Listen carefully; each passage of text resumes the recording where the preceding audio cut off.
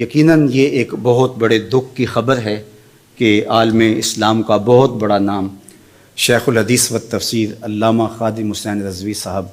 اچانک انتقال کر گئے۔ اب بتایا یہ جا رہا ہے کہ وہ کچھ دنوں سے بیمار تھے، لیکن بیماری کا لوگوں کو تبھی پتہ چلا جب ان کے وصال کی اور ان کے انتقال کی خبر سنی۔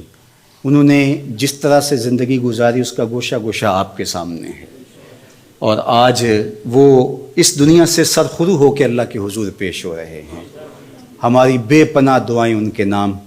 اللہ ان کو برزخی زندگی میں حضور علیہ السلام کی خصوصی شفقت نصیب فرمائے، اور اپنی خاص امان اللہ امت مسلمہ کا مقسوم فرمائے۔ ان کے پسماندگان، ان کی اولاد ہے، ان کے تلامذہ ہیں، ان کے متعلقین ہیں، ان کے ساتھ محبت کرنے والے، اور ان کی تعداد لاکھوں میں نہیں کروڑوں میں ہے۔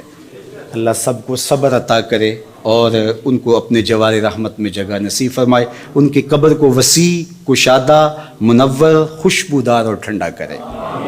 اور اللہ ہم سب کو حضور کی غلامی کا نور